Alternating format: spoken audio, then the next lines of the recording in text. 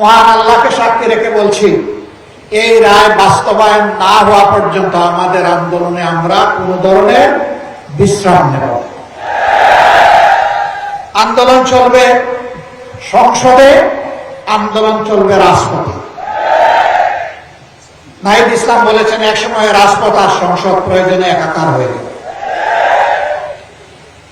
রাজপথ আর সংসদ একাকার যেদিন হয়ে যাবে, সেদিন বালুর পাত দিয়ে নদীর জোয়ার, সমুদ্রের জোয়ার থামাতে পারবে।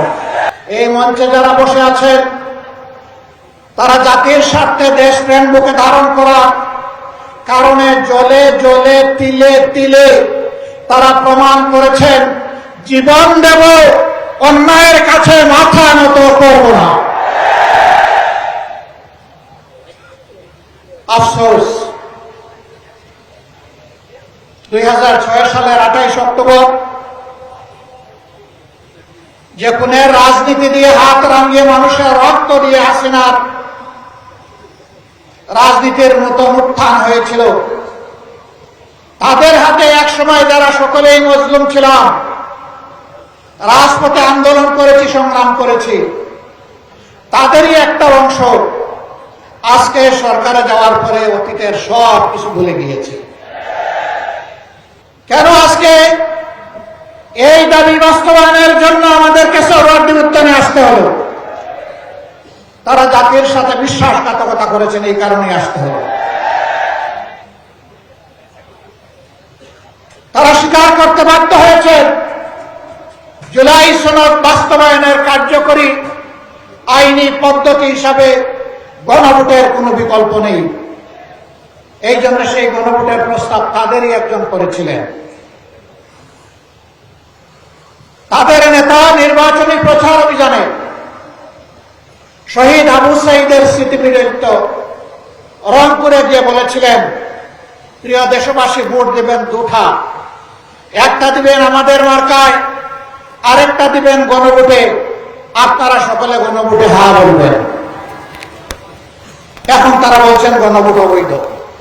পার্লামেন্টে আমরা জিজ্ঞাসা করলাম, এটাকে নির্বাচনের পরে অবৈধ হলো না আগে অবৈধ ছিল?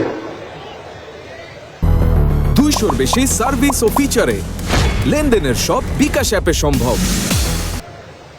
তারা কোনো সময় বলেন আমরা 4টার মধ্যে 3.5টা মানি, কোন সময় মানে বলেন যে পুরাটাই অবৈধ। আমরা বলেছি পার্লামেন্টে, আপনারা দেখেছেন, একই আদেশে 2টা ভোট, গোস্ত হালাল কিন্তু শুরুয়া জোল হারাম। এর সুবিধাবাদী মানসিকতা।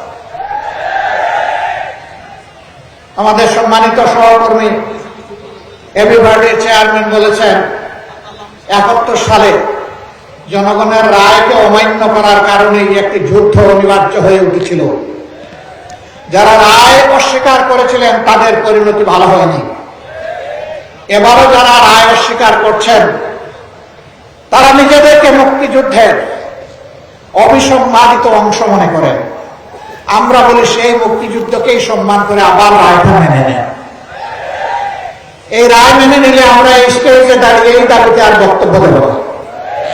কিন্তু এই রায় যদি না মানেন, মহান আল্লাহকে সাক্ষী রেখে বলছি, এই রায় বাস্তবায়ন না হওয়া পর্যন্ত আমাদের আন্দোলনে আমরা কোন ধরনের বিশ্রাম নেব। আন্দোলন চলবে সংসদে, আন্দোলন চলবে রাজপথে। নাহিদ ইসলাম বলেছেন, একসময় রাজপথ আর সংসদ প্রয়োজনে একাকার হয়ে যাবে। রাজপথ আর সংসদ একাকার যেদিন হয়ে যাবে, সেদিন বালুর পাত দিয়ে নদীর জোয়ার, সমুদ্রের জোয়ার থামাতে পারবে না।